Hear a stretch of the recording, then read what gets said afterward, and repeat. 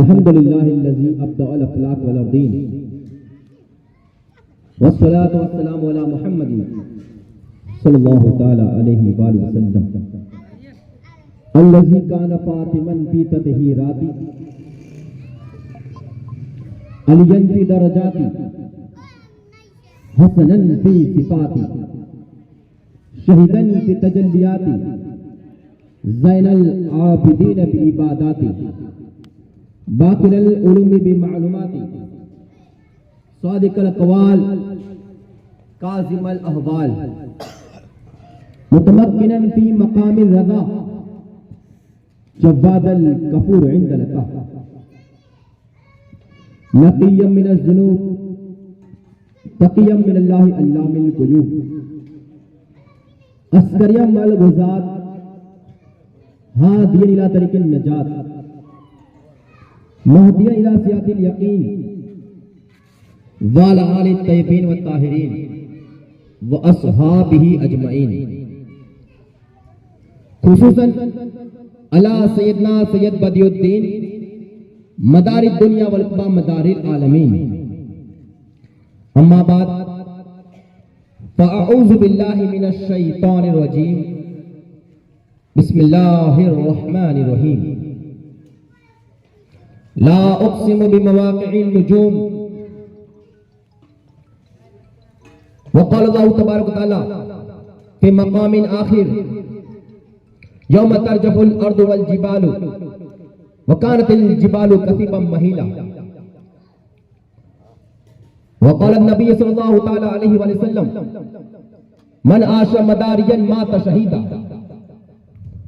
वक़ाल मदारुल आलमीन अद्दुनिया यौमुन व अना फीही सौमुन वक़ाल फी मौज़िन आख़र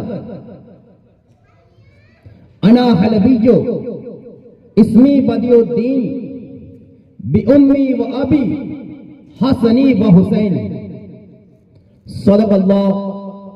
सदक़ल्लाहुल अलीयुल अज़ीम व सदक़ रसूलुहुन नबियुल अमीनुल मतीनुल करीम व नहनु अला ज़ालिका लमिनश शाहिदीन व शाकिरीन वल्हम्दुलिल्लाहि रब्बिल आलमीन। बादे तौहीद के मतवालों, शम्ए रिसालत के परवानों,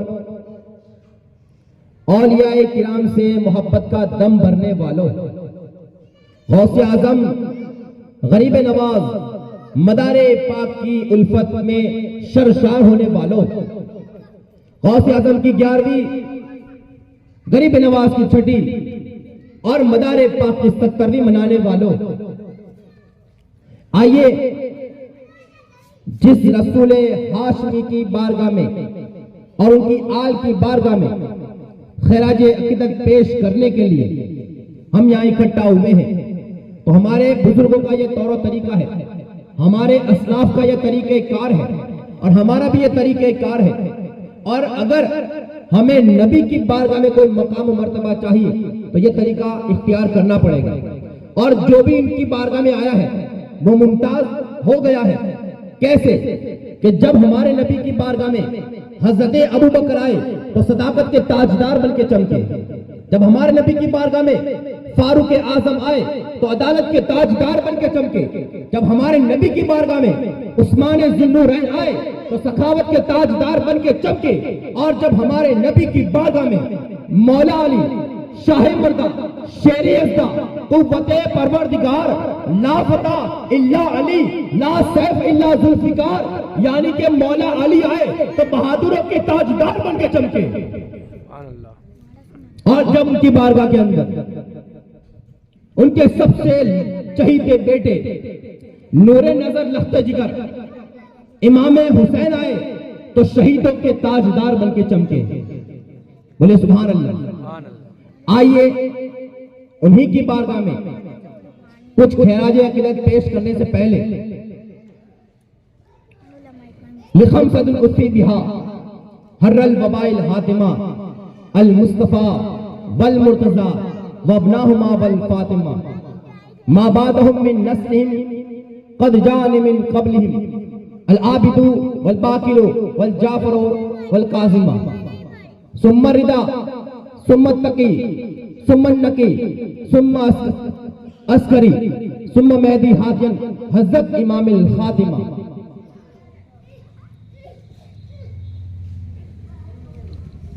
दमदम बहर कदम हमा दमदम मदारे माँ तालिबान और मुर्शिद कामिल मदारे माँ। ताजा रहे जहां में ये लश्कर मदार का, जलवा है खाक सारों में परवरदिगार का। ऐ मजहरे नूरे खुदा बलगल उला भी कमाल ही मौला अली मुश्किल कुशा कशफत गुजा भी जमाल ही हसनैन जाने फातिमा हसनत जमी खिसाल ही यानी मोहम्मद मुस्तफा सल्लू अलैहि वालही। और दुर्दे पाक पढ़िए उस करीने से, दुर्दे पाक पढ़िए उस करीने से कि हुजूर तशरीफ लाए मदीने से, कि हुजूर तशरीफ लाए मदीने से। और इस तरीके से रब तबारक तआला अपनी प्यारी किताब कुरान मजीद फुरकान हबीब में इरशाद फरमाता है, हमें दर्स देता है, हमें सिखाता है। इन्नल्लाह व मलाइकतहु युसल्लूना अलन नबी या अय्युहल्लज़ीना आमनू सल्लु अलैहि व सल्लिमू तस्लीमा।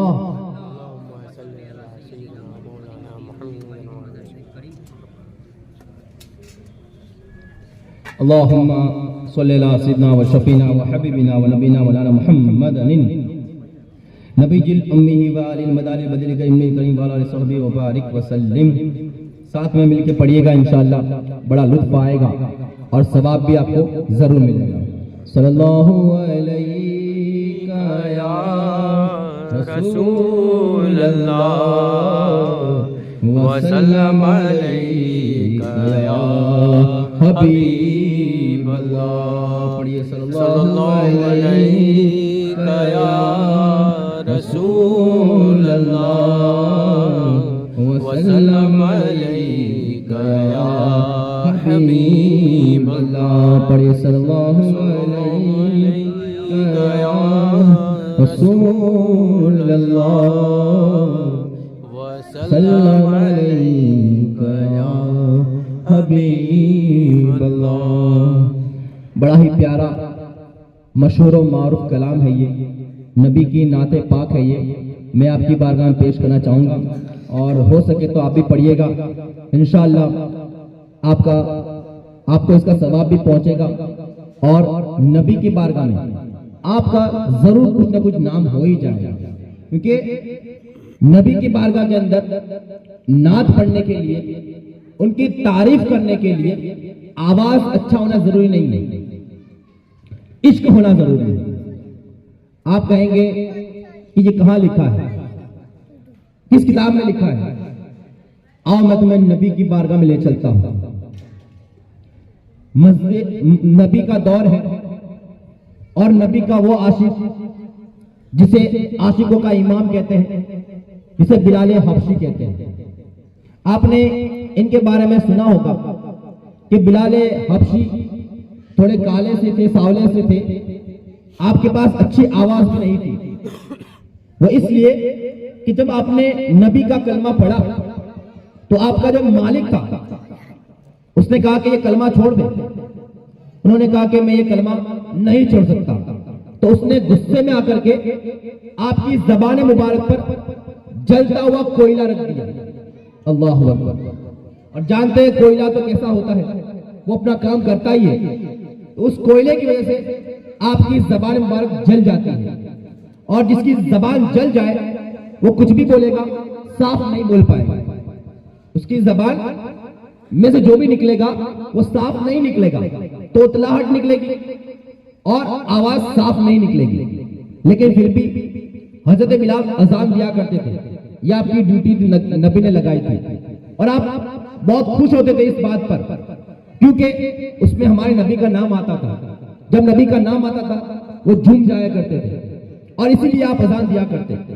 लेकिन अरब वाले अरबी के जानकार थे, इसलिए कुरान अरबी में उतरा। क्यों? क्योंकि अरब वालों को अपनी अरबी जबान पर बड़ा फख्र था, नाज था कि हमसे बेहतर अरबी कोई नहीं जानता। और अल्लाह ने अपना कलाम उतारा तो इन सब की चर्बी उतर गई कि इस कलाम का जवाब हमारे पास नहीं है। तो जब आपने अजान सुनते होंगे तो उसमें आता है अशहदु अल्ला इलाहा इल्लल्लाह आता है, वो अशहदु अन्ना मुहम्मद रसूलुल्लाह भी आता है अजान के अंदर। तो अशहदु के अंदर अगर आपको इल्म हो या नौजवान को पता होगा कि बड़ी शीन आती है, अशहदु के अंदर बड़ी शीन आती है और अशहदु छोटी शीन होता है, लेकिन अजान में है अशहदु, यानी मैं गवाही देता हूँ कि अल्लाह एक है और मैं गवाही देता हूँ कि मोहम्मद अल्लाह के बंदे और उसका रसूल है। अशहदु का मतलब ये होता है, लेकिन जिसकी जबान साफ न हो वो अशहदु बोलेगा तभी अशहदु सुनाई देगा, यानी वो बड़ी शीन बोलेगा तब भी छोटी सी सुनाई देगी क्योंकि जबान साफ नहीं है। और अशहदु का मतलब होता है गवाही और अशहदु छोटी सी से मतलब होता है गवार, अनपढ़, जाहिल, ये इसका मतलब होता है अगर एक शीन बदल जाए तो। आप देखिए मखारी के साथ में कुरान पढ़ना कितना जरूरी है कि शीन का सीन कर दिया तो अर्थ का अनर्थ हो जाता है, तर्जुमा पूरा बदल जाता है। कहां गवाही देना, कहां जाहिल और अनपढ़। जो अल्लाह को जाहिल कहे, नबी को जाहिल कहे तो मुसलमान रहेगा? नहीं रहेगा।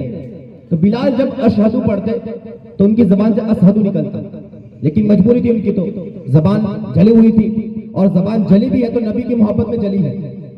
तो ये काफी हंसते और मजाक बनाते सहाबे किराम का, इस्लाम का मजाक बनाते कि देखो मुसलमानों को एक मुअज्जिन भी मिला तो कैसा, जो तोतला है, जो पढ़ता कुछ है निकलता कुछ है और अपने नबी की खुद वो बेअदबी कर रहा है, खुद तौहीन करता है जब वो अल्फाज सही नहीं निकालता।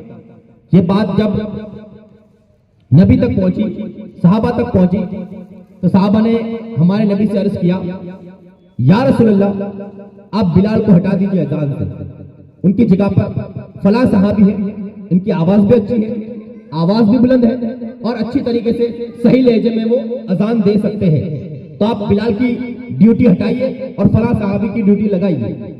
हुजूर ने कहा जैसी तुम्हारी मर्जी, बुला लो फलां सहाबी को और बुला लो बिलाल को। बिलाल को बुलाया, कहा कि ए बिलाल कल फजर से तुम अजान नहीं दोगे, और फलां सहाबी से कहा कल फजर से तुम अजान दो। नबी के सामने तो बिलाल कुछ नहीं बोल पाए, मायूस होकर चले गए और घर पहुंचे। घर जाकर के सोए नहीं, दिल बेकरार था, दिल तड़प रहा था और तड़पते तड़पते रोने लग गए, ज़ारो ख़ता रोने लग गए और रोते रोते ये अल्फाज उन्होंने कहे, ऐ परवरदिगार आलम, इस बिलाल के पास न हुस्न है, न जमाल है, न दौलत है, न शोहरत है, न मैं कोई बड़े कबीले से हूं, न बड़े खानदान से हूं। मैं मेरे नबी की बारगाह में किस तरीके से मोहब्बत का अंदाजा पेश करूं? मेरे पास तो ये एक अजान थी कि जिस अजान में मैं अपने नबी का मुकद्दस नाम चूम कर ले लिया करता था, मैं अपनी मोहब्बत को मुकम्मल कर लिया करता था, लेकिन अफसोस ये अजान भी मुझसे छीन ली गई। क्या बिलाल इतना बड़ा बदनसीब है? क्या बिलाल इतना बुरा है कि उससे अजान भी छीन ली गई, वो अजान भी नहीं दे सकता? ये बस आज जुमले दोहरा रहे थे और ज़ारो ख़तार रो रहे थे और रब की बारगाह में फरियाद कर रहे थे। रब की बारगाह में फरियाद कबूल हो जाती है। और बात कुछ ऐसा होती है कि सहाबे किराम रात को सो रहे थे, सोते सोते थक जाते हैं, लेकिन रात खत्म नहीं होती, सुबह नमूदार नहीं होती, परेशान हो गए। कभी दाएं करवट लिया, कभी बाएं करवट लिया, कभी उठकर बैठ गए, कभी फिर लेटे, कभी फिर सोए, कभी फिर उठे, लेकिन देखा कि रात खत्म नहीं हो रही है। सब सहाबे किराम ने क्या किया, अपना घर छोड़ा और घर के बाहर चले आए। बोले क्या मामला, जरा बाहर जाकर देखे। तो जब बाहर निकले तो हजरत अबू बकर, हजरत उमर फारूक, हजरत उस्मान गनी, मौला अली, हत्ता के तमाम सहाबे किराम घरों के बाहर मैदान में खड़े हैं। सबने एक दूसरे को देखा, पूछा कि क्या तुम भी इसी वजह से बाहर आए हो कि रात क्यों खत्म नहीं हो रही है? तो सबने कहा कि हाँ, हम भी करवटें लेकर थक गए हैं, पसलियां दर्द कर रही है, लेकिन रात को आज क्या हो गया है, खत्म होने का नाम नहीं ले रही है, सुबह नमूदार नहीं हो रही है। तो उन्होंने कहा कि अब इस बात का जवाब तो एक ही जगह से मिलेगा और वो मेरे नबी की बारगाह। तो तमाम सहाबा इकराम इकट्ठा होते हैं, बारगाह नबी में तशरीफ ले जाते हैं, सरकार के दरवाजे को दस्तक देते हैं, हुजूर बाहर तशरीफ लाते हैं और बाहर तशरीफ लाने के बाद में इरशाद फरमाते हैं, ऐ मेरे सहाबियों, इतनी रात को मेरे दरवाजे पर क्या बात है? जबकि नबी तो चलो जानते ही थे, लेकिन उनके जबान से सुनना चाहते थे। साहबा ने अर्ज किया, या रसूलल्लाह, हम तमाम लोग सो कर थक गए हैं, करवटें बदल कर पसलियां दर्द कर रही है, लेकिन आज रात को क्या हो गया है, रात खत्म ही नहीं हो रही है। बोला ये बात है। बोले जी हुजूर आप पता लगाइए। बोले रुको, मैं रब से सरगोशी करता हूँ, रब से बात करता हूँ कि आज बात क्या है, रात खत्म क्यों नहीं हो रही है। हुजूर जाते मुसल्ला बिछाते हैं, रब की बारगाह में हाथ उठाते हैं, अर्ज करते हैं बारी ताला आज रात को क्या हो गया है। उस पर बारगाह खुदा से हुक्म होता है, ए जिब्राइल सिदरा को छोड़ो, मेरे नबी की बारगाह में जाओ और जाकर के बता दो मेरे नबी क्या पूछ रहे हैं, उसका जवाब क्या है, जाकर के बता दो। जिब्राइल आते हैं बारगाह नबी में और अर्ज करते हैं, या रसूलल्लाह आप यही जानना चाहते हैं कि आज रात खत्म क्यों नहीं हो रही है। बोले जिब्राइल बताइए कि क्या बात है, आज रात खत्म क्यों नहीं हो रही है। तो जिब्राइल मुस्कुराकर कहते हैं, या रसूलल्लाह इसकी वजह आपका बिलाल है। बोले सुभान अल्लाह, इसकी वजह ए या रसूलल्लाह आपका बिलाल है। बोले बिलाल वो कैसे। तो वो जिब्राइल अर्ज करते हैं, या रसूलल्लाह आपने कल रात से बिलाल को अजान से मना किया है, तब से बिलाल सोया नहीं है, रब की बारगाह में ज़ारो कतार रो रहा है और रोकर फरियाद कर रहा है कि परवरदिगार आलम बिलाल से अजान क्यों छीन ली, बिलाल क्या इतना बुरा है, क्या बिलाल मुझे पसंद नहीं है। ये अदा रब को पसंद आ गई और रब के फरिश्तों को पसंद आ गई है, और रब के वो फरिश्ते जिनके हाथों में सूरज का निजाम है, यानी ये सूरज जो घूमता है उसको घुमाने का निजाम चंद फरिश्तों के हाथ में है। वो सूरज को गर्दिश करवाते हैं और यहाँ से वहां घुमाते हैं, पूरब से पश्चिम, पूरब से पश्चिम, पश्चिम से पूरब जो घुमाते हैं वो फरिश्तों का काम है। जिब्राइल अर्ज करते हैं कि या रसूलल्लाह आपके बिलाल की मोहब्बत में जो सूरज का निजाम चला रहे उन फरिश्तों को राजी कर लिया है, और फरिश्ते ये कह रहे हैं कि जब तक बिलाल अपनी आवाज में अपने अंदाज में अजान नहीं पुकारेगा तब तक सूरज नहीं निकलेगा, तब तक सूरज निकलने वाला नहीं है, चाहे कयामत ही आ जाए ये रात खत्म होने वाली नहीं है। साहबा किराम नबी तशरीफ लाए कमरे से बाहर और फरमाया कि बिलाल कहाँ है। बोले अपने कमरे में। बोले बुला ला। तो लोगों ने पूछा क्या बात है हुजूर, आप बिलाल को बुला रहे हैं। बोले ए मेरे साहबियों, अगर बिलाल नहीं आया और उसने अजान नहीं पुकारी तो सुबह कयामत तक सुबह नमूदार नहीं होगी, क्योंकि बिलाल की उस आवाज पर, अजान पर सूरज के निजाम चलाने वाले फरिश्ते राजी हो गए हैं कि जब तक हम बिलाल की आवाज में अजान नहीं सुनेंगे हम सूरज को निकलने नहीं देंगे। तो ये मोहब्बत का मिजाज है। जब भी आपको मौका मिले, इस बात से मैं यही कहना चाहता हूं कि जब भी मौका मिले, कभी भी कोई भी महफिल हो, आप नबी की बारगाह में आपको जो भी आता है, एक शेर भी आता है, आप उस शेर को पढ़िए। अगर वो शेर नबी की बारगाह में कबूल हो गया तो आपकी कब्र भी सुधर जाएगी, आपकी जन्नत भी सुधर जाएगी, कब्र भी बेहतर हो जाएगी, जन्नत भी आपकी बेहतर हो जाएगी। क्यों? क्योंकि नबी की बारगाह में एक नुक्ते की जरूरत है, बस एक मोहब्बत की जरूरत है। वो मोहब्बत नबी की बारगाह में आपने पेश कर दिया, आपकी दुनिया भी संवर जाएगी और आपकी आखिरत भी संवर जाएगी। तो दो तीन अशार बड़ा ही मजबूत कलाम है, पेश करता हूँ, समाअत फरमाइए। मुहम्मदुन नबियुना मुहम्मदुन नबियुना मुहम्मदुन नबियुना मुहम्मदुन नबियुना मुहम्मदुन नबियुना मुहम्मदुन नबियुना मुहम्मदुन नबियुना मुहम्मदुन नबियुना। शेर समझ फरमाइए कि हमारे नबी आए तो हमें क्या मिला। तुम्ही से या नबी हमें शऊर बंदगी मिला, सलीक़े हयात भी तुम्ही से या नबी मिला, तुम्ही से या नबी हमें शऊर बंदगी मिला, तुम्ही से या नबी हमें शऊर बंदगी मिला।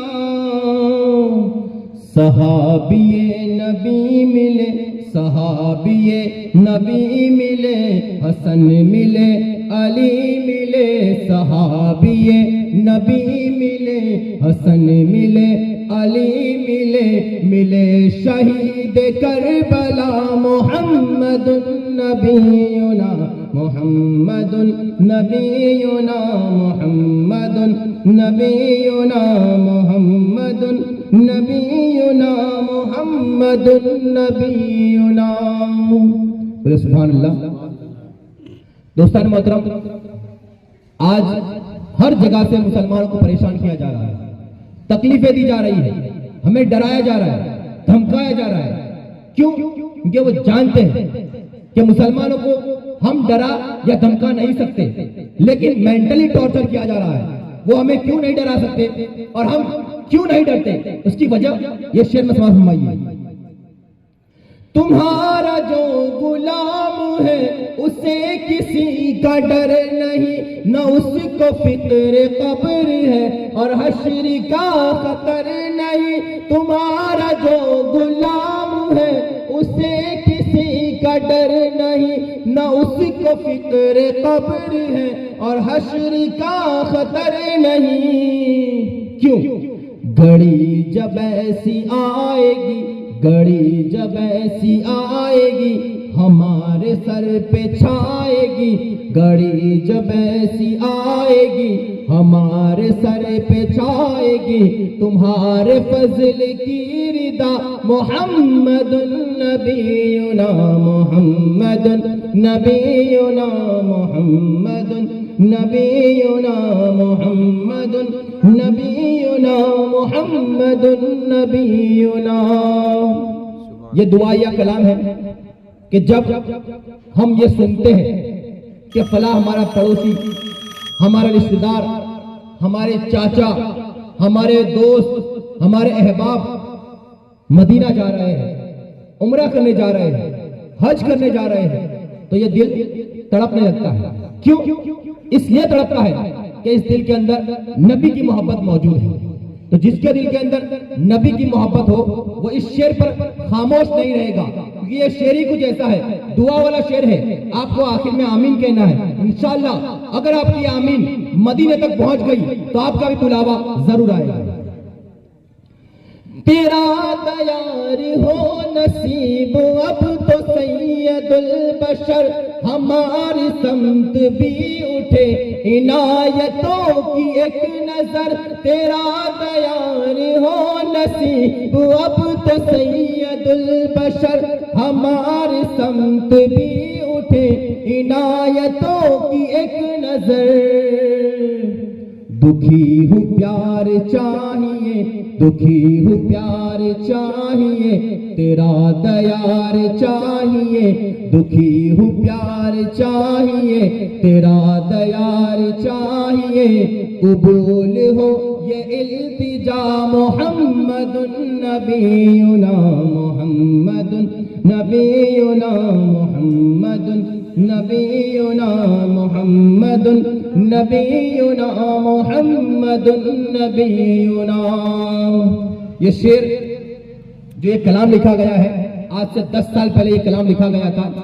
मकनपुर शरीफ के एक शायर है फाजिल साउथ अफ्रीका, मुफ्ती सैयद शजरी साहब ने 10 साल पहले इस कलाम को लिखा था। जो आज जो यहूदी और फलस्तीनी जो मुसलमानों पर जुल्म सितम कर रहे हैं उनके बारे में ये शेर बिल्कुल फिट बैठता है। तो क्या शेर है वो आखिरी शेर में समाप्त फरमाइए कि हमें डरना नहीं चाहिए। क्यों नहीं डरना चाहिए? कभी तो जालिमों के जुल्म का जवाब आएगा, यकीन है मुझको ऐ शजर के इनकलाब आएगा। कभी तो जालिमों के जुल्म का जवाब आएगा, यकीन है मुझको ऐ शजर के इनकलाब आएगा। अभी तो मेहदी आएंगे, अभी तो मेहदी आएंगे, पयाम अमन लाएंगे, हर एक देगा ये सदा मोहम्मदुन नबीयुना, मोहम्मदुन नबीयुना, मोहम्मदुन नबीयुना, मोहम्मदुन नबीयुना, मोहम्मदुन नबीयुना। एक मर्तबा आवाज़ बुलंद दुरूद पाक नज़र पेश करें, फिर आवाज़ बुलंद। अल्लाहुम्मा सल्ली अला सय्यिदिना व मौलाना अल्लाहुम्मा सल्ली अला सय्यिदिना व शफीना व हबीबिना व मौलाना मुहम्मद सल्लल्लाहु अलैहि वसल्लम। दो अशर मनक़बत मदार पाक के मैं पेश करना चाहूँगा। बड़ा मशहूर मारूफ कलाम है, अक्सर मैं ये पढ़ता रहता हूँ, आप भी पढ़िएगा, क्योंकि आप में से अक्सर लोग का सिलसिला दीवान गान जो जाकर के मदार पाक से मिल जाता है। बोले सुभान अल्लाह। मदारी हो ना, मदार पाक को जानते हो कि नहीं जानते? किस वली का नाम है मदार पाक? नहीं पता। वली मदार पाक किसी गली के अंदर मौजूद दरगाह के वली का नाम नहीं है, किसी चौराहे पर कोने में बनी हुई छोटी सी दरगाह के वली का नाम नहीं है। जिसके हाथ में पूरी दुनिया का निजाम है, उस जात का नाम मदार पाक है। जिसके इशारे पर लोगों को रोजी मुकर्रर की जाती है, बारिशें बरसाई जाती है, उस जात का नाम कुतुबुल मदार है। उसकी मोहब्बत में तुम यहाँ बैठे हो और उसके सिलसिले से तुम्हारा शजरा जाकर के मिलता है। तो मदारी खामोश नहीं बैठा करते, मदारी जब भी बोलते हैं तो बुलंद आवाज में बोला करते हैं। बोले एक मरतबा सुभान अल्लाह। सुभान अल्लाह। तो मदार पाक की शान में है, मैं चाहता हूं कि आप सुभान अल्लाह बोलिए, उसका फायदा आपको होगा। आप ही के अकाउंट के अंदर सवाब लिखा जाएगा और कल मदार पाक को आप मुंह दिखा पाओगे कि हुजूर आपकी महफिल में हम गए थे और आपका जब जिक्र हुआ था तो हमने आपकी बारगाह में खैराज अकीदत पेश किया था, मोहब्बत को पेश किया था। एक मरतबा बाज़ बुलंद दुरूद पाक नज़र पेश करे पड़े। बाज़ बुलंद अल्लाहुम्मा सल्ली अला सय्यिदिना व मौलाना मुहम्मद व अला आलि सय्यिदिना।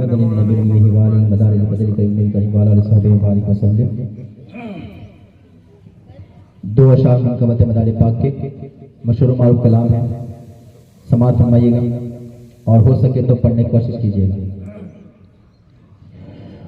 मिला अली का घराना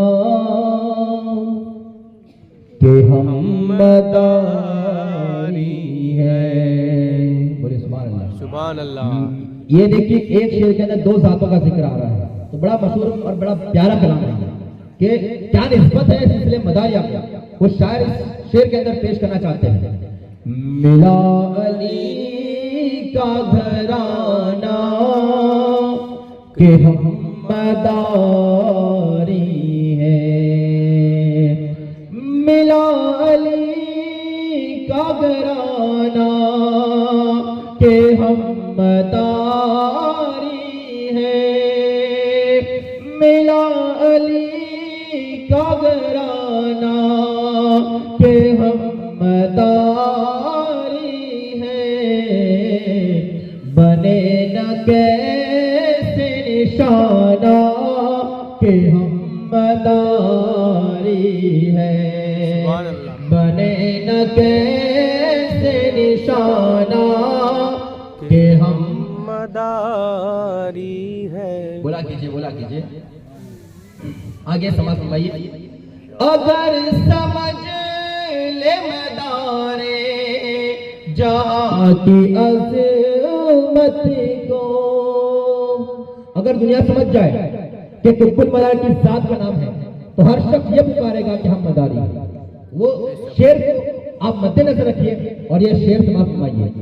अगर समझ ले मदारे जहाँ की अज़मत को, अगर समझ ले मदारे जहाँ की अज़मत को, तो फिर कहेगा ज़माना कि हम मदारी है, तो फिर कहेगा ज़माना कि हम मदारी है।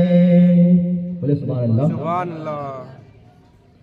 अब जो ये शेर है बड़ा ही जानदार और शानदार ये शेर है कि जिसके अंदर शायर ने सिलसिले मदारिया के लोगों की हकीकत बयान की कि सिलसिले मदारिया में जो बैत होते हैं वो किस अंदाज में होते हैं और वो क्या होते हैं, और बैत होने के बाद में वो क्या बन जाते हैं, उनकी शान क्या होती है, उनकी क्या खिदमत हुई है, ये आप इस शेर में फरमाइए। हमें मिली है हुसैनी अदा विरासत में, हमें मिली है हुसैनी विरासत में है खेल सर को कटाना, है खेल सर को कटाना के हम मदारी है खेल सर को कटाना के हम मदारी है। कई लोगों ने अंग्रेजों के जमाने के अंदर सिलसिले मदारी के बुजुर्गों को खरीदना चाहा, लेकिन वो न खरीद पाए। और क्या इनका अंदाज था और उन्होंने उन्हें क्या जवाब दिया है, वो इस शेर के अंदाज में आप समाप्त फरमाइए।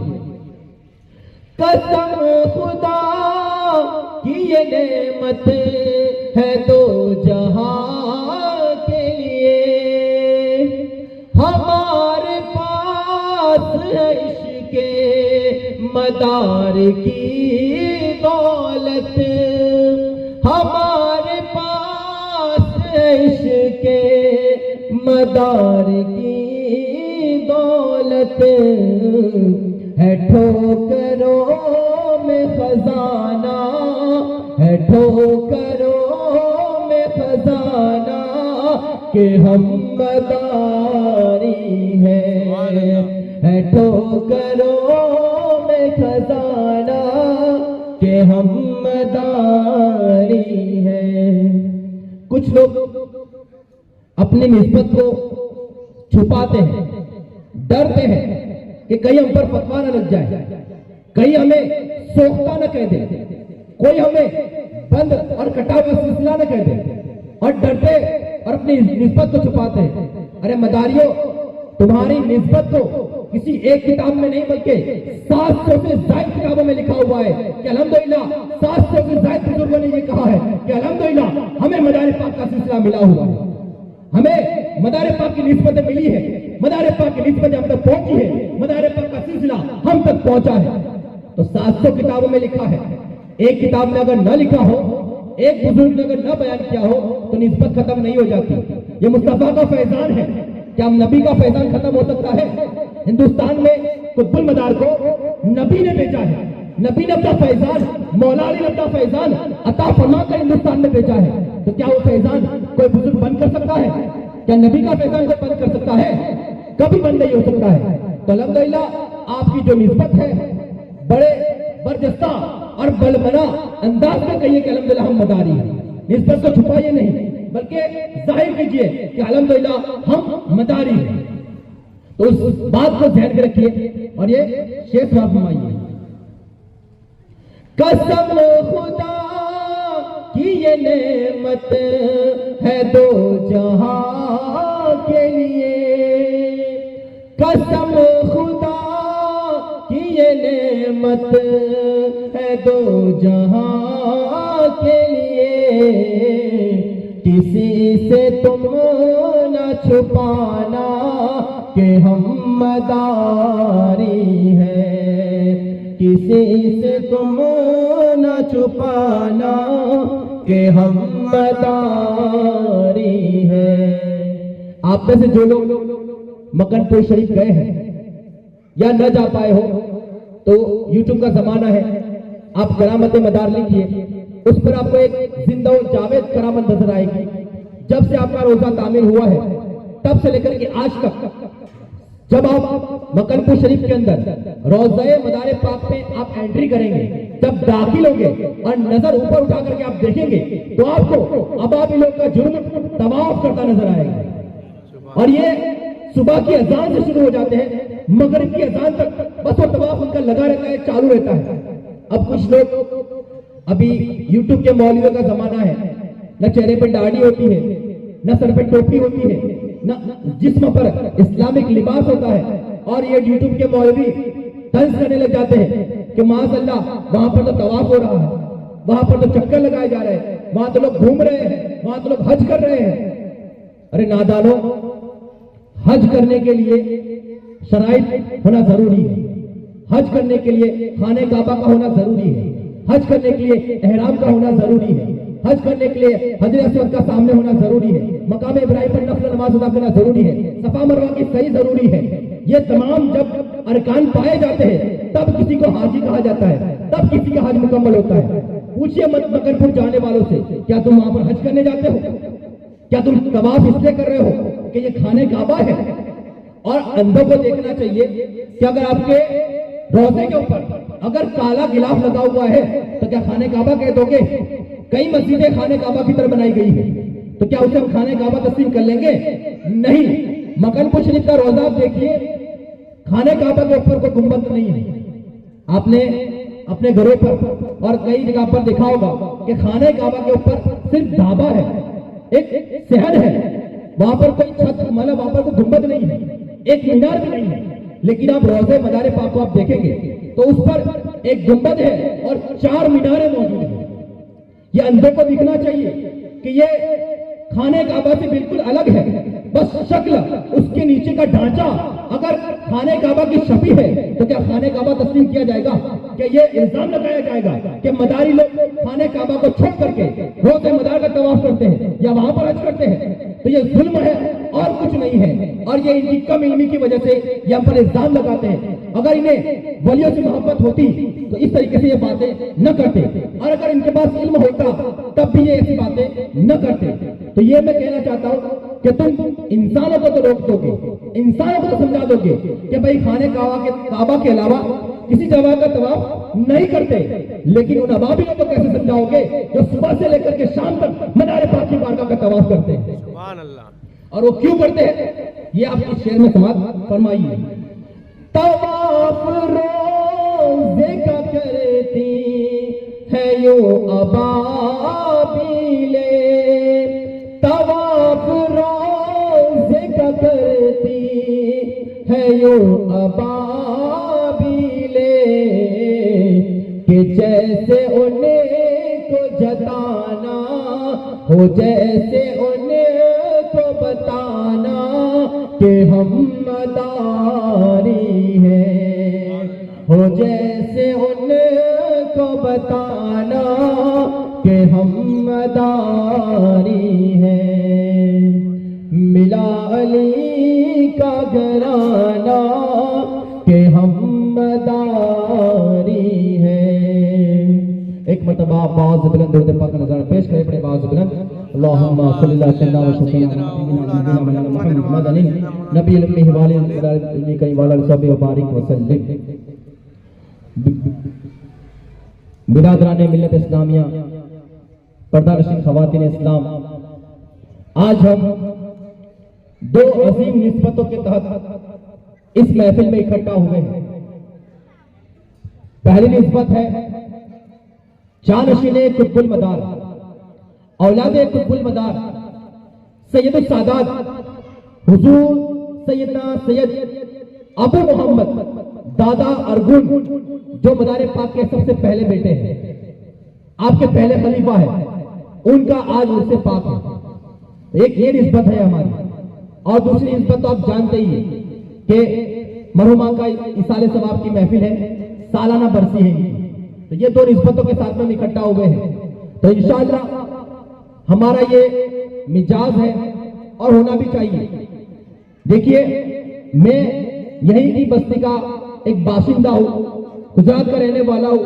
तो जब मैं अपनी कौम को ये गुमराहियत की तरफ जाते हुए देखता हूं और गुनाहों में मुलविस देखता हूं तो बड़ा दर्द होता है, बड़ी तकलीफ होती है, बड़ी परेशानी होती है कि जिनके इस्लाम का ये मिजाज है कि माए हम वक्त पर्दों में रहनी चाहिए, घर पर खाना पकाए तो बापर्दा होकर के पकाए। आज हमारा ये माहौल है कि खाना पका रहे हैं, दुपट्टा कहीं पड़ा हुआ है और मोबाइल पर टिकटॉक या यूट्यूब पर गाने और मुजरे चल रहे हैं। माज़अल्लाह, सल्लल्लाहु माज़अल्लाह। और वो खाना पका रहे हैं और पकाते पकाते ये माहौल चल रहा है कि जबान पर कलमा, दुरूद, नात, मनकबत, विरदो वज़ाइफ, तस्बीह और तहलीलात के बजाय फहश कलाम और फहश गाने आपकी ज़बानों पर होता है, और वही खाना पका रहे हैं। और उसका नतीजा क्या होता है? नतीजा भी मैं आपको बता दूं, उसका नतीजा क्या होता है। वो क्या नुकसान है जो आप उठा रहे हैं, और अभी तक नहीं उठाया तो आगे जाकर के वो नुकसान आप उठाने वाले हैं। वो क्या है? जब आप खाना पका रहे होते हैं, वो खाना किसके लिए आप पकाते हैं? जानवरों के लिए, चरिंदों परिंदों के लिए आप खाना पकाते हैं। किसके लिए? आपके शोहर के लिए, आपके वालिदैन के लिए, आपके बच्चों के लिए, आपके बुजुर्गों के लिए आप ये खाना पका रहे होते हैं। और जब आप ये खाना फहश कलाम में पकाते हैं, अल्लाह उसके रसूल की बेअदबिया और तौहीन करते हुए जब ये आप खाना पकाते हैं और जब ये खाना पक जाता है और पकने के बाद में आपके शौहर, आपके बच्चे, आपके बुजुर्गों के जब पेट में ये खाना पहुंचता है तो ये खाने के पहुंचने के बाद में उनका जो दिल है जो अब तक जिंदा था वो मुर्दा हो जाता है, वो दिल खत्म हो जाता है। और वो दिल जब खत्म होता है तो वो दिल न आपके घर वालों को नमाज की तरफ ले जाएगा, न रोजों की तरफ ले जाएगा, न हज ज़कात की तरफ ले जाएगा, न नेक आमाल की तरफ ले जाएगा, न ऐसी बाबरकत महफिलों की तरफ ले जाएगा। क्यों? दिल मुर्दा हो चुका है। और इसकी सबसे बड़ी वजह हमारी खवातीन है जो खाने पकाने के टाइम पर फर्स्ट कलाम देखती है। और ये मेरा आंखों देखा मुशाहिदा है, मैं इल्जाम नहीं लगाता या गलत बात नहीं करता, जो मैंने आंखों से देखा है उसी को मैं बयान करता हूँ कि अक्सर हमारी औरतों के सर के दुपट्टे कहीं पड़े हुए होते हैं और घर में यूं ही घूम रही होती है। आपके सर से अगर एक बाल भी नजर आता है तो अल्लाह के फरिश्ते आप पर लानतें करते हैं। आपका वो मकाम है, आपको अल्लाह उसके रसूल ने, इस्लाम ने वो इज्जत का फरमाई है जो पूरी दुनिया के अंदर किसी मजहब ने किसी औरत को अता नहीं की है। वो इज्जत, वो मकाम आपको दिया है।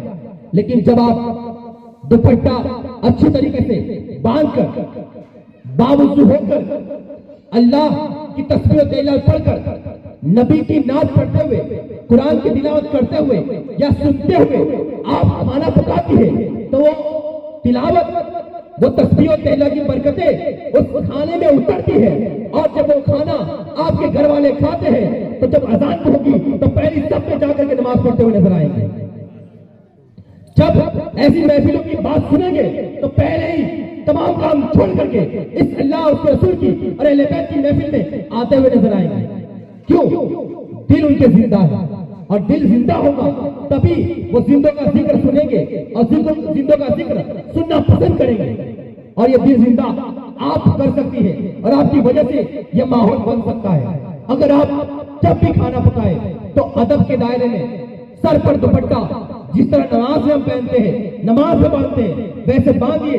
बावजूद तस्बीह तिलावत पढ़ते हुए या अल्लाह का जिक्र करते हुए आप खाना पकाइए। इंशाल्लाह 40 दिन ये अमल कीजिएगा, फिर मुझे याद कीजिएगा कि आपका बच्चा जो जिद्दी था, मौलाना पास आते हैं, मेरे पास भी आते हैं औरतें और कहती है कि मौलाना साहब कोई अमल बताइए, कोई तावीज दीजिए, कोई दोरा या धागा दीजिए, मेरा बच्चा नाफरमान है, बड़ा जिद्दी है, बात नहीं मानता है, कहना नहीं मानता है। आप ये अमल कीजिए, इंशाअल्लाह आपके उस खाने के अंदर इतनी बरकतें अल्लाह अता फरमाएगा, इतनी रहमतें, इतनी नेमतें अता फरमाएगा कि जो बच्चा आपका जिद्दी था वो फरमाबरदार होता हुआ नजर आएगा। आपके बात को पहली मर्तबा कहते ही वो करता हुआ नजर आएगा। अगर आप अल्लाह उसके रसूल की बातें आप मानेंगे तो वो आपकी बातें जरूर मानेंगे। लेकिन आप अगर अपने रब की नाफरमानी करोगे तो आपके घर वाले आपकी नाफरमानी जरूर करेंगे। ये एक साइकिल है, ऊपर से चली आ रही है। अगर आप अपने रब की नाफरमानी करोगे तो पूरी दुनिया आपकी नाफरमानी करती नजर आएगी। अगर आप अपने रब की फरमाबरदारी करोगे तो पूरी दुनिया आपकी फरमाबरदार नजर आएगी।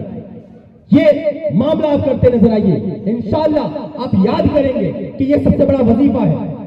वरना हमारे बुजुर्गों ने कहा है कि अगर अल्लाह की मर्जी ना हो, अल्लाह का इरादा ना हो, अल्लाह की मर्जी ना हो तो आप गले के अंदर तावीज की बजाय अगर पूरे मौलाना को बांध लेंगे, पूरा कुरान भी बांध लेंगे, आपको शिफा नहीं मिलेगी। शिफा देने वाली जात अल्लाह की जात है और वो उसी वक्त देगा जब आप उसके फरामीन पर अमल करेंगे, जब आप उसकी बातों पर अमल करेंगे। आज मैं आपको एक अच्छा वजीफा सिखाना चाहता हूं। इंशाअल्लाह आपने उस पर अमल कर लिया, आपकी दुनिया भी समझ जाएगी, आपकी आखिरत भी समझ जाएगी।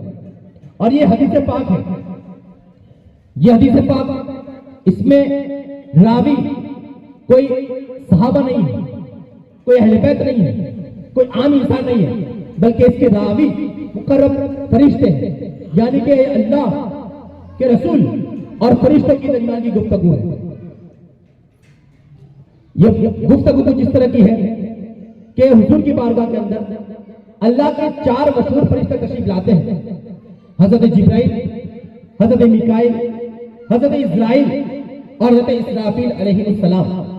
ये 4 फरिश्ते हुजूर की बारगाह में आते हैं और अर्ज करते हैं, या रसूल अल्लाह, ए अल्लाह के रसूल, अगर आपकी बारगाह में कोई आपका चाहने वाला, आपका मानने वाला, आपका उम्मती सुबह और शाम दुरूद पाक पढ़ेगा, तो मैं जिब्राइल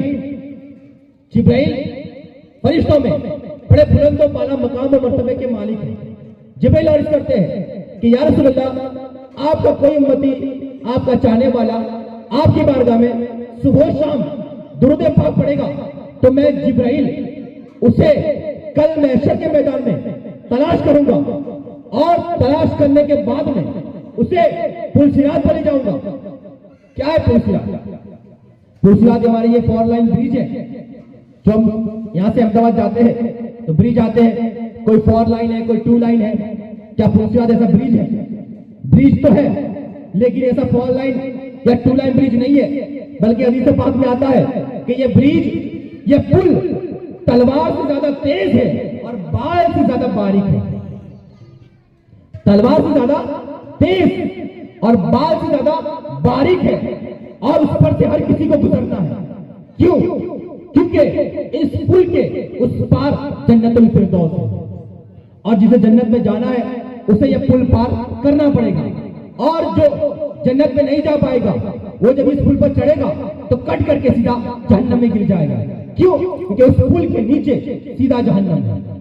तो जिब्राइल क्या कहते हैं कि या रसूल अल्लाह, आपका जो भी उम्मती आप पर सुबह शाम दुरूद पाक पढ़ेगा, तो मैं जिब्राइल उसे कल महशर के मैदान से तलाश करके पुलसिरात पर ले जाऊंगा, और पुलसिरात पर ले जाने के बाद में अपने हाथों से उसे पुलसिरात पार करवाऊंगा। कौन पार करवा रहा है? जिब्राइल जैसा मुकर्रब फरिश्ता, सबसे महबूब फरिश्ता, सबसे अफजल फरिश्ता आप जैसे गुनहगार को अपने हाथों से पुलसिरात पार करवाएगा। वो इस वजह से कि अगर आपने दुनिया के अंदर नबी और आले नबी पर दुरूद पाक पढ़ा होगा, तो वो इंशाअल्लाह आपको अपने हाथों से पुलसिरात पार करवाएगा। एक मंजिल हमारी हल हो गई। अब आते हैं मिकाईल अलैहिस्सलाम। ये दूसरे नंबर के फरिश्ते हैं। इनका काम अपने आपने मदरसों में कभी सुना होगा, या कभी किसी किताब में पढ़ा होगा, या कहीं मोबाइल पर देखा होगा कि मिकाईल अलैहिस्सलाम का काम बारिश बरसाना और लोगों की रोजी मुकर्रर करना है। क्या आज इस बंदे को कितना रोजगार मिलेगा, कितनी रोजी मिलेगी? ये काम मिकाईल अलैहिस्सलाम का। ये बारगाह नबी में आते हैं और करते हैं, या रसूल अल्लाह, आपका जो भी उम्मती आप पर सुबह शाम दुरूद पाक पढ़ेगा, तो मैं मिकाईल कल महशर के मैदान से उसे तलाश करके हौज़े कौसर पर ले जाऊंगा। बोले सुभान अल्लाह। महशर के मैदान से तलाश करके हौज़े कौसर पर ले जाऊंगा। और हौज़े कौसर क्या है?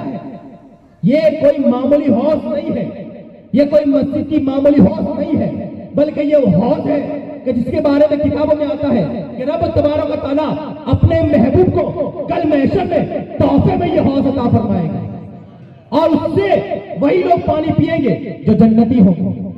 जन्नती को इससे एक कतरा, एक बूंद भी नसीब नहीं होगी। जो जन्नती होंगे उससे सैराब होंगे कल महशर में। तो मिकाईल क्या कहते हैं कि या रसूल अल्लाह, आपका जो भी चाहने वाला, मानने वाला आप पर सुबह शाम दुरूद पाक पढ़ता होगा, तो मैं मिकाईल उसे महशर के मैदान से तलाश करके हौज़े कौसर पर ले जाऊंगा, और हौज़े कौसर पर ले जाने के बाद में अपने मुबारक हाथों से उसे हौज़े कौसर के जाम पिलाऊंगा। हौज़े कौसर का जाम पिलाऊंगा। 2 बातें क्लियर हो गई। एक, पुलसिरात पार करवाएंगे जिब्राइल। दूसरा, मिकाईल हौज़े कौसर का जाम पिलाएंगे। अब आते इसराफील अलैहिस्सलाम, जिनका काम है कयामत में सूर फूकना। जो काम भी पेंडिंग है, जब कयामत आएगी और जब वक्त होगा तो वो सुर फूकेंगे और दुनिया तबाह बर्बाद हो जाएगी। तो इसराफील अलैहिस्सलाम आते हैं और अर्ज करते हैं, या रसूल अल्लाह, आपका जो भी चाहने वाला, मानने वाला, आपका उम्मती सुबह शाम आप पर दुर्दे पाक पड़ेगा तो मैं इसराफील उसे महशर के मैदान से तलाश करके रब की बारगाह में ले जाऊंगा। महशर के मैदान से तलाश करके रब की बारगाह में ले जाऊंगा और रब की बारगाह में ले जाने के बाद में अपनी पेशानी को सजदे में डाल दूंगा। अपनी पेशानी सजदे में डाल दूंगा और जब पेशानी में सजदे में रखूंगा, मेरा रब मुझसे इरशाद फरमाएगा, ऐ इसराफील उठ जा, तूने सजदा क्यों किया हुआ है? क्यों तू सजदे में झुका हुआ है? क्यों तूने अपनी पेशानी को सजदे में डाली है? मांग, आज जो तू मांगेगा तुझे दिया जाएगा। तो इसराफील अलैहिस्सलाम जब पेशानी को सजदे से उठाएंगे और रब की बारगाह में अर्ज करेंगे, ऐ परवरदिगार आलम, इस सजदे के बदले में अगर तू मुझे कुछ देना चाहता है तो इतना दे दे कि इस बंदे को बख्शिश का परवाना अता फरमा दे। जिस बंदे को मैं लेकर के आया हूँ, इस बंदे को बख्शिश का परवाना अता फरमा दे और इसे बख्श कर जन्नतुल फिरदौस अता फरमा दे। तो माशाअल्लाह जिब्राइल पुल सिरात पार करवा रहे हैं, मिकाइल हौज़े कौसर का जाम पिला रहे हैं, इसराफील आपको रब की बारगाह से बख्शिश का परवाना दिला रहे हैं और आखिर में इस्राइल अलैहिस्सलाम आते हैं, जिनका काम बड़ा ही भयानक काम है, बड़ा ही सख्त काम है। और वो काम यह है कि जब जिस बंदे का वक्त आखिर आता है, आखिरी सांस जब उसकी होती है, तब इस्राइल अलैहिस्सलाम उसके पास आते हैं और उसकी रूह कब्ज कर लेते हैं। रूह कब्ज करना कोई मामूली बात नहीं है। जिसको ये मामला हुआ है वही जानता है। और किताबों में आता है कि जब रूह कब्ज होती है तो पैर के नाखून से रूह निकलना शुरू होती है और बाकी आखिर में सर से और मुंह से होकर के वो रूह बाहर निकलती है। किसी ने पूछा कि ये दर्द कैसा होता है, रूह निकलने का दर्द, तकलीफ कैसी होती है? तो मिसाल के तौर पर बताया गया कि कोई खारदार दरख्त हो, यानी कि कांटे वाला झाड़, जैसे कि बेर का झाड़, जिसको हम कहते हैं बोर का झाड़। बोर का झाड़ देखा होगा, अगर हम बोर लेने के लिए हाथ आगे बढ़ाते हैं तो कितने कांटे हमारे हाथ पे लगते हैं, इतने ज्यादा कांटे उस पेड़ पे होते हैं। तो कोई कहता है कि किसी बेर के झाड़ के ऊपर, कांटे वाले झाड़ के ऊपर अगर कोई पतला कपड़ा डाला जाए और उसे खींचा जाए तो जो उस कपड़े का हाल होता है वही हाल जिसकी रूह निकलती है उसका होता है। मतलब पूरे उसके धागे अलग अलग हो जाते हैं, वो पूरा कपड़ा तितर बितर हो जाता है, पूरा बिखर जाता है और पूरा कपड़ा बर्बाद हो जाता है। यही हाल उस बंदे का होता है जिसकी रूह निकल रही होती है। इसीलिए तो उलमा ने क्या फरमाया कि जिसकी रूह निकलती हो उसे कलमे की तलकीन कीजिए। आप ये ना कीजिए कि कलमा पढ़, आप पास में कलमा पढ़ते रहिए। हो सकता है उसकी जबान पर कलमा आ जाए या वो कलमा सुन ले, यही उसके लिए काफी है। अगर आप कहेंगे कि कलमा पढ़ तो हो सकता है वो दर्द के मारे ये कह दे कि जाओ मैं कलमा नहीं पढ़ता, जाओ मैं नहीं पढ़ूंगा और अस्तगफिरुल्लाह माअज़ल्लाह उसका इंतकाल कलमे की तौहीन करते हुए हो जाए और उसका ठिकाना जहन्नम हो जाए। इसलिए हम क्या करते हैं, बाजू में बैठ करके कुरान और कलमा पढ़ते रहते हैं ताकि वो सुन ले या उसकी जबान पर आ जाए। लेकिन कुर्बान जाइए हजरत इस्राइल अलैहिस्सलाम पर क्या आप कहते हैं कि अगर कोई नबी पर कलमा पढ़, नबी का कलमा पढ़ने वाला, नबी पर दुरूद पाक पढ़ने वाला, जो नबी पर सुबह शाम दुरूद पाक पढ़ता होगा, तो मैं इस्राइल अलैहिस्सलाम उस बंदे की रूह को इस तरीके से निकालूंगा जिस तरीके से मैं अंबिया और रसूलों की रूह निकाला करता हूँ। जिस तरीके से मैं नबियों और रसूलों की रूह को निकाला करता हूँ, इस तरीके से मैं उस दुरूद पाक पढ़ने वाले की रूह को निकालूंगा। तो कुर्बान जाइए उस दुरूद पाक पढ़ने वाले के नसीबे पर कि जिब्राइल पुल सिरात पार करवा रहे हैं, मिकाइल हौज़े कौसर का जाम पिला रहे हैं, इस्राइल आपकी रूह आसानी से निकाल रहे हैं और इसराफील रब की बारगाह से आपको बख्शिश का परवाना दिला रहे हैं। तो ये मर्तबा, ये मकाम आपको भी मिल सकता है अगर आप दिन रात पांच कलाम किए बगैर इधर उधर की बातें किए बगैर अगर आप नबी और आले नबी की बारगाह में दुरूद पाक पढ़ने को अपना वजीफा बना लेंगे तो इंशाअल्लाह दुनिया में भी आप कामयाब नजर आएंगे, आखिरत में भी कामयाब नजर आएंगे। एक मर्तबा इसी बात पर बाआवाज़ बुलंद दुरूद पाक का नजराना पेश करें, पड़े बाआवाज़ बुलंद या रसूलल्लाह या हबीबल्लाह या नबी सल्लल्लाहु तआला अलैहि वसल्लम। दोस्तान मोहतरम, आज हम ईसाले सवाब की महफिल में यहाँ इकट्ठा हुए हैं। तो एक वाकया ईसाले सवाब के सबूत पर मैं पेश कर दूं। एक ऐसा वाकया है कि एक तीर और दो निशान है, इस बात से होता है। वो बात कुछ इस तरीके से है कि एक हाफिज साहब थे और उनकी एक दादी थी, जद्दा थी। वो अक्सर उनसे सवालात करती, उनसे हमेशा इल्म पर, मसलो मसाइल पर बातें करती। देखिए, अगर आपके पास इल्म न हो तो इल्म हासिल करने के लिए शर्म नहीं करनी चाहिए, क्योंकि हदीस पाक में आता है उतलुबुल इल्म मिनल महदी इलल लहदी। इल्म हासिल करो माँ की गोद से कब्र की गोद तक। इल्म के लिए कोई उम्र नहीं है, हमें शर्म नहीं करनी चाहिए। अगर हमारे पास इल्म नहीं है तो इल्म वालों से बात करनी चाहिए, इल्म हासिल करते रहना चाहिए। तो वह हाफिज साहब कहते हैं कि मेरी दादी अक्सर मुझसे सवालात करती और मुझे बड़ा अच्छा लगता, लेकिन एक मर्तबा कुछ अलग उन्होंने सवाल किया मुझसे, और वो सवाल इस तरह था। उन्होंने ये पूछा कि हाफिज साहब, मौलाना साहब, एक सवाल मैं पूछना चाहती हूँ। उन्होंने कहा कि पूछिए। वो सवाल इस तरह का है कि मैं अक्सर कुरान पाक पढ़ती रहती हूँ, तस्बीह तहलील पढ़ती रहती हूँ और मैं उसको बख्श दिया करती हूँ, ईसाले सवाब कर दिया करती हूँ। तो उन्होंने कहा कि अच्छी बात है, माशाअल्लाह, ये तो अच्छी बात है, इसमें फिक्र की क्या बात है? उन्होंने कहा कि फिक्र की बात यह है, मुझे इस बात पर तकलीफ है और परेशानी होती है कि कल उठ करके मैं मर गई, मेरा पर्दा हो गया, मेरा विसाल हो गया, तो मेरे बाद क्या कोई पढ़ने वाला होगा? हो सकता है मेरे बाद कोई पढ़ने वाला ना हो, मुझे इशारे सवाब करने वाला कोई ना हो, तो क्या मैं अपने फायदे के लिए, अपने लिए, अपनी कब्र के लिए, क्या दुनिया में, अपनी जिंदगी में कुछ पढ़ सकती हूँ? क्या उसका फायदा मुझे कब्र में पहुंचेगा?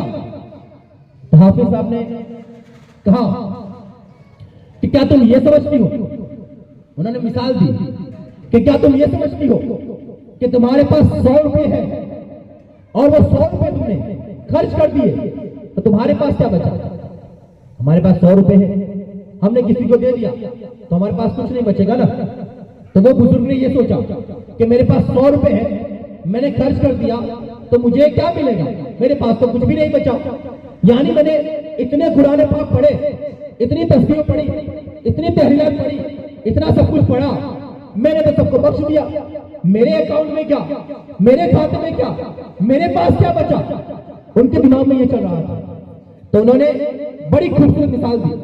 उन्होंने क्या कहा कि ये ना समझो कि तुम्हारे पास 100 रुपए है और तुमने 10 इंसान को दे दिया तो तुम्हारे पास कुछ नहीं बचा, बल्कि इस तरह के समझिए, इस तरीके से समझिए कि एक हाफिज कुरान, यानी कि एक वो बंदा जिसके सीने के अंदर कुरान पाक है, एक हाफिज कुरान अगर 10 बच्चों को कुरान हिफ्ज करवाएगा, कुरान याद करवाएगा, तो क्या उसके सीने से कुरान निकल जाएगा? नहीं निकलेगा। उसके सीने से कुरान नहीं निकलेगा, यानी कि उसके सीने में भी कुरान मौजूद रहेगा और 10 बच्चों के सीनों में भी कुरान उतर जाएगा, नाजिल हो जाएगा, उनको कुरान याद हो जाएगा। तो ये मिसाल ऐसी है कि अगर तुम किसी को इसाले सवाब करते हो तो तुम्हारा अकाउंट खाली नहीं होगा, बल्कि तुम्हारे अकाउंट में भी आएगा और जिसको तुम पेश करोगे उसके अकाउंट में भी ट्रांसफर हो जाएगा, यानी तुम्हें भी सवाब मिलेगा और सामने वाले को भी इसका सवाब जरूर मिलेगा। उन्होंने कहा कि कोई हदीस से सबूत दे दीजिए, यानी हदीस पाक में बताइए कि क्या हदीस पाक में ऐसा मिलता है? तो उन्होंने कहा कि हाँ, अल्हम्दुलिल्लाह हदीस पाक में भी इसका सबूत मिलता है। और वो इस तरीके से है कि एक मर्तबा नबी इरशाद फरमाते हैं कि एक मरतबा मौला अली नबी की बारगाह में आते हैं और नबी की बारगाह में आने के बाद में नबी पूछते हैं, ए अली तुम कहां से आ रहे हो? तो मौला अली अर्ज करते हैं, या रसूल अल्लाह मैं कब्रिस्तान से आ रहा हूं, कब्रिस्तान से गुजर कर आ रहा हूं। तो मौला नबी फरमाते हैं, तो फिर तो तुम कब्रिस्तान वालों के लिए कुछ तुमने पढ़ा भी होगा, कुछ उन्हें बख्शा भी होगा। तो उन्होंने कहा कि हाँ, 3 मरतबा मैंने सूरह फातिहा पढ़ करके तमाम कब्र वालों को बख्श दिया, तमाम को मैंने पेश कर दिया। नबी फरमाते हैं कि ए अली क्या तुम्हारे कुरान के अल्लाह ने मतलब टुकड़े कर दिए, यानी कि कम कर दिया? यानी कि 3 मरतबा तुमने अलहम्द पढ़ा तो किसी को 3 आए थे, किसी को 4 आए थे, किसी को 5 आए थे, अल्लाह ने पेश किए। बोले या रसूल अल्लाह आप बताइए, इसका इल्म तो आपको ही है कि ये 3 मरतबा जो मैंने अलहम्द पढ़ी है उसका सवाब इन मरहूमों को अल्लाह कैसे अता फरमाता है? तो मेरे नबी फरमाते हैं, ए अली 3 मरतबा तुमने सूरह फातिहा पढ़ा है तो इसका मतलब यह होता है कि तुमने 1 मरतबा पूरा कुरान पढ़ने का सवाब तुम्हें मिल गया। 3 मरतबा सूरह इखलास, 1 मरतबा सूरह फातिहा या 3 मरतबा सूरह फातिहा पढ़िए तो 1 मरतबा, 2 मरतबा या 3 मरतबा कुरान पाक पढ़ने का सवाब मिलता है। तो तुमने ये कुरान पाक पढ़ करके जो कब्रिस्तान में मरहूम लेटे हुए थे, चाहे वो 1000 ही क्यों न हो, उन 1000 को एक एक आयत नहीं बल्कि पूरे 3 या एक कुरान अल्लाह अता फरमाता है। यानी कि किसी के अकाउंट में, किसी के हिस्से में, किसी के नामे आमाल में अल्लाह कमी नहीं करता, बल्कि जितना एक को मिलता है उतना ही 1000 को भी अल्लाह अता फरमाता है। क्यों? क्योंकि रब के खजानों में कोई कमी नहीं है, उसकी बारगाह में कोई कमी नहीं है। और आगे मजीद वो बताते ये फरमाते हैं कि तुमने 1 मरतबा, 3 मरतबा सूरह फातिहा पढ़ा, अल्लाह ने उनको, उन 1000 को सबको कुरान पाक का सवाब अता फरमाया, और जितना उन सबको अता फरमाया उन सब के बराबर अल्लाह ने तुम्हें भी अता फरमा दिया। यानी कि 1000 अगर मरहूमीन कब्र में आराम कर रहे हैं तो 1000 के बराबर सबका मजमुआ टोटल आपको भी इसका सवाब मिलता है। तो कितनी बड़ी बरकत की बात है, कितनी बड़ी अजमत की बात है कि हमने 1 मरतबा पढ़ा है, लेकिन 1000 या 1,00,000 आदम अलैहिस्सलाम से लेकर के क़यामत तक आने वाले तमाम लोगों के लिए अगर आप पेश करेंगे तो जितने भी लोग इस दुनिया में आएंगे उन सब के बराबर अल्लाह आपको भी सवाब अता फरमाएगा। तो इसाले सवाब जब भी करे तो कमी नहीं करना चाहिए, बल्कि दिल खोल कर इसाले सवाब करना चाहिए। अब इसके बारे में हदीस पाक में एक और सबक मिलता है। कोई लोग ये कहते हैं कि इसाले सवाब करना जायज नहीं है, ये कुरान और हदीस में नहीं मिलता है। इसकी भी मिसाल मैं आपको देता चलूं। नबी ने एक मरतबा मौला अली से इरशाद फरमाया, अय अली 2 मेंढे लेकर के आओ या 2 बकरे लेकर के आओ। मौला कायनात बाजार में गए, 2 मेंढे या 2 बकरे लेकर के नबी की बारगाह में हाजिर हो गए। नबी ने इरशाद फरमाया, मौला अली ने अर्ज किया कि या रसूल अल्लाह आपने 2 बकरे कुर्बानी के लिए क्यों मंगवाए? कुर्बानी तो एक से भी हो जाती है, आखिरकार 2 क्यों मंगवाए? तो मेरे नबी ने इरशाद फरमाया कि 1 बकरे से मैं अपने लिए कुर्बानी करूंगा और 1 बकरे की मैं अपने उम्मत की कुर्बानी करूंगा। उम्मत के लिए, सवाब के लिए, इसाले सवाब के लिए मैं कुर्बानी करूंगा। तो जब हम भी कुर्बानी करें तो हमें भी चाहिए कि अल्लाह ने हमें माल दिया है तो एक कुर्बानी अपने लिए और एक कुर्बानी अपने नबी के लिए हमें करना चाहिए कि जिस नबी ने हमें कभी नहीं भूला है हम उस नबी को कैसे भूल सकते हैं। तो हमारे नबी के नाम पर भी कुर्बानी करना चाहिए। यहाँ से पता चलता है कि इसाले सवाब करना कोई गलत काम नहीं है, कोई नई बिदअत नहीं है, बल्कि ये सहाबा किराम नबी के जमाने से और औलिया अल्लाह के जमाने से ये नेकी और ये इसाले सवाब का सिलसिला चला आ रहा है और हम इस पर अमल करते हुए ये 3वां, 10वां, 40वां या बरसी का प्रोग्राम करते हैं ताकि जो लोग कब्र में जा चुके हैं हम उनके लिए जमीन के ऊपर से उनकी बारगाह के लिए कुछ इसाले सवाब कर लिया करें। तो हमें चाहिए कि ऐसी महफिलों में आए तो इसाले सवाब करें। इंशाअल्लाह अगर आपने किसी के लिए इसाले सवाब किया होगा तो कोई आपके लिए भी इसाले सवाब जरूर करेगा। क्यों? क्योंकि आप जमीन के ऊपर है, अभी आपको इसकी फिक्र नहीं है, लेकिन जब आप जमीन के अंदर जाएंगे तब आपको पता चलेगा कि इसाले सवाब क्या चीज है। और जब कोई बंदा 1 मरतबा दुरूद पाक पढ़ करके भी आपकी बारगाह में पेश करता है तो उसका सवाब आपको कितना मिलता है, कितना आपको उसका अजर अजीम मिलता है, कितना आपको उसकी जजा मिलती है और उसका हिसाब मिलता है, आपको उसका सवाब मिलता है। जब आप कब्र में जाएंगे तब आपको पता चलेगा। तो इसके पहले जब आप जमीन के ऊपर है, आप तैयारी कर लीजिए ताकि जमीन के अंदर जाए तो आपको राहत मिले, आपको सजा न मिले, और जो आप दुनिया में सिलसिला करके आए हैं उस सिलसिले का आपको सवाब पहुंचता रहे।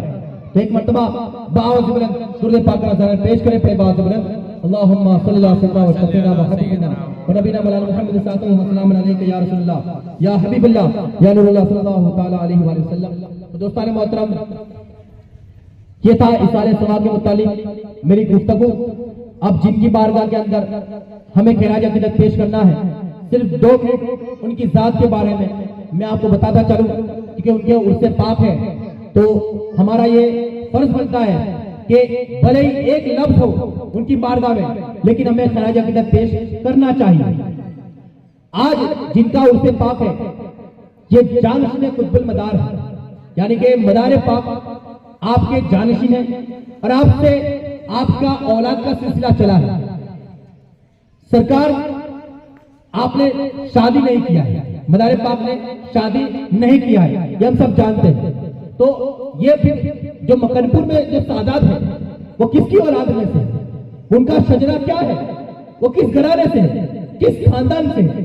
तो दोस्तों, सरकार मदार पाक के एक भाई थे महमूदुद्दीन, उन्हीं के 3 साहबजादे थे, दादा अरगुन, दादा तैफूर और दादा फंसूर, जिनके आस्थाने आज मकनपुर शरीफ में मौजूद है। और उन्हीं 3 भाइयों की नस्लें आज मकनपुर शरीफ में मौजूद है। उन्हीं से यह सिलसिला सादात का और मदार पाक का आज चल रहा है। तो उन्हीं में से सबसे बड़े बेटे हजरत अरगुन है। आपका नाम है मोहम्मद, लेकिन आपका लकब है अबू मोहम्मद। अरगुन आपका एक और लकब है। अरगुन कहते हैं एक खूबसूरत नफीस बाजे को, यानी कि जो इंस्ट्रूमेंट होता है, म्यूजिक का जो होता है, जब हम जैसे बांसुरी हो गई, कोई और हारमोनियम हो गया, जो बाजे आते हैं जिससे म्यूजिक बनता है, तो अरबी जबान के अंदर अरगुन कहते हैं खूबसूरत बाजे को, यानी जिसकी धुन इतनी खूबसूरत हो कि जब वो बज रही हो तो इंसान को सुनने का मन करे। और आपका नाम अरगुन क्यों पड़ा? क्या आप माज़अल्लाह बाजा बजाते थे, आप म्यूजिक बजाते थे? नहीं, बल्कि आपको इल्म होगा कि हजरत दाऊद अलैहिस्सलाम जब आप अपनी ज़बूर को तिलावत करते थे तो उस तिलावत को सुनने के लिए दरिंदे परिंदे चरिंदे आपकी बारगाह में चले आते थे। ये आपको लहने दाऊदी कहते थे। आपका लहने दाऊदी पूरे जमाने के अंदर, पूरी दुनिया के अंदर मशहूर मारूफ है। तो जब आप ज़बूर की तिलावत करते तो दरिंदे परिंदे चरिंदे सुनने के लिए चले आते, और उसी निस्बत के मालिक उम्मत मोहम्मदी के अंदर सरकार हजरत अबू मोहम्मद अरगुन थे। हजरत अबू मोहम्मद अरगुन 40 कुतुबुल मदार, आप जब जंगल बयामान के अंदर कुरान मुकद्दस की तिलावत फरमाते, कुरान की जब तिलावत करते और जब आप कुरान पढ़ना शुरू करते, तब दरिंदे परिंदे चरिंदे आपके इर्द गिर्द कुरान मुकद्दस की तिलावत सुनने के लिए जमा हो जाया करते थे, इकट्ठा हो जाया करते थे। इसीलिए आपका लकब अरगुन हो गया, यानी कि नफीस आवाज वाले, नफीस उम्दा आवाज वाले, पुरकशिश आवाज वाले। और ये नाम आपका इस्म बा मुसम्मा हो गया, यानी कि आपको इस लकब की वजह से और इस नाम की वजह से आप पूरे जमाने के अंदर मशहूर मारूफ हो गए। उसी जात का आज ये उर्से पाक का मौका है और इनकी बारगाह में हम खैराज अकीदत पेश करने के लिए इकट्ठा हुए हैं। तो जो आपके सादात थे उन्हें अरगुनी मदारी कहा जाता है, और उन्हीं की निस्बत से आज मकनपुर शरीफ के अंदर जानशीनी चलती है। क्योंकि जानशीन कौन होता है? जो बड़ा बेटा होता है वो जानशीन कहलाता है। तो आप बड़े बेटे थे, तो इसलिए आपके घर से जानशीनी चली, और आपके 2 छोटे भाई हजरत तैफूर और हजरत फंसूर से सदर नशीनी चली, यानी सज्जाद की आपके घर से चली है। तो ये सादात मकनपुर शरीफ मदार पाक के भाई महमूदुद्दीन की औलाद है, और आपसे आपका शजरा चला है, शजरे नसब चला है, और आपका घराना आगे बढ़ा है, और यही आपकी निस्बतें हैं और आपकी वाबस्तगी है सिलसिले मदारिया के साथ में। इसी वजह से आज मकनपुर शरीफ के सादात को जाफरी सादात कहा जाता है। तो दोस्तों मोहतरम, ये था आपका मुख्तसर तारुफ। इंशाअल्लाह फिर कभी वक्त मिला तो इस पर गुफ्तगू करूंगा, क्योंकि अभी हजरत को भी समाज करना है इंशाअल्लाह, और वक्त भी काफी हो चुका है। दूर दराज का सफर तय करके आप आए हैं, घरों की तरफ वापस भी जाना है, चालू दिन भी है और काम का भी सिलसिला है, तो वहां पर भी आपको जाना है। तो रब तबारक तआला की बारगाह में दुआ है, अल्लाह रब्बुल इज्जत हमारी गुफ्तगू को अपनी बारगाह में कबूल फरमाए। कोई लफ्ज़ कोताही खताई हुई हो तो माफ फरमाए और इसका सवाब हमें दारैन में अता फरमाए। वमा अलैना इल्लल बलागुल मुबीन। अस्सलामु अलैकुम व रहमतुल्लाहि व बरकातुहू।